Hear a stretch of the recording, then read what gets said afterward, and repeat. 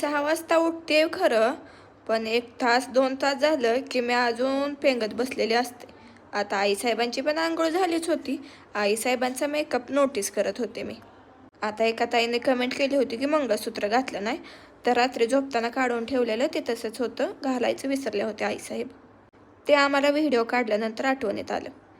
सकाळचा नाश्ता तर मी बेसन घालून पनीरमध्ये तेच करते, पण आज गरा आणि थोडंसं दही ॲड केलं होतं त्यात आणि कांदा टोमॅटो ह्या सगळ्याची पेस्ट करून मस्तपैकी डोसा केला होता पनीरचा.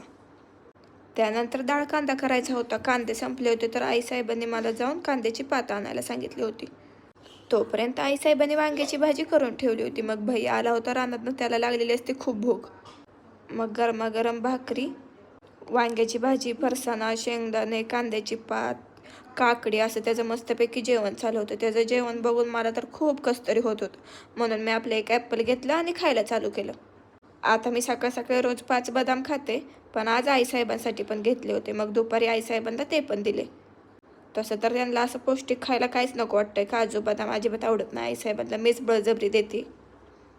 माझा दिवस कोणीकडे उगवतोय आणि कोणीकडे मावळतोय हेच मला समजत नाही. माझा सगळा दिवस अख्खा तर किचनमध्येच चाललाय असं वाटायला लागले. आणि त्यात आईसाहेबांना करायला सांगितलंय, कुठे जास्त तेल टाक, कुठं काय करतात, म्हणून माझी मीच करत असते. रोज जिमला जायचं आणि तसेच कपडे फेकायचे हे तर आपलं चालूच होतं. मधून आज थोडासा टाईम भेटलाय, म्हणलं सगळं व्यवस्थित ठेवून घ्यावं. आता ह्या माझ्या रूममध्ये माझी माझी कपडे मी वेगळीकडे ठेवलेले आहेत सगळी. रूमची पण साफसफाई करून घ्यावी म्हटलं थोडी. आता एवढं टी शर्ट बघून तर आईसाहेब जाम वैतागणार आहेत. त्यांना काय मी दाखवत नसते, गपचूप लपवून ठेवत असते. पण त्यांना माहितीच पडतं की एवढं टी शर्ट आहेत हिच्याकडे. आता ह्या चेअरवर बसून बसून मी ह्याची हालत पाकच बेकार करून टाकली होती. म्हणून ह्याच्यात हवा घालावं म्हटलं थोडीशी. आता मला इथे आईसाहेबांची हेल्प पाहिजे होते, पण आईसाहेबांना किचनमध्ये काम असल्यामुळे हे माझी मीच करून घेतलं.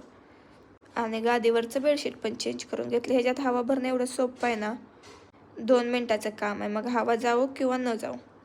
तसं तर इझिली हवा जातच नाही. मग त्यानंतर इथलं पण बेडशीट जरा खराब वाटलं, म्हणून माझं जे व्हाईट कलरचं बेडशीट होतं ते याच्यावर हातरून घेतलं. आता आम्ही रानातली माणसं तशीच पाय घेऊन ते भैया बाबा कधी कधी घरात येतात, मग ते लगेच खराब होऊन जातं. तरी पण मला याचा कलर आवडला म्हणून मी हे घेतलं होतं. त्यानंतर मी जिममध्ये आले, माझा वर्कआउट झाला, मग निघाले होते घरी. आज आकाला पण घेऊन जाणार होते जाताना. आज त्यांची छोटीशी चिकनची पार्टी बनणार होती, मग तेच जाता जाता घेऊन जायचं होतं.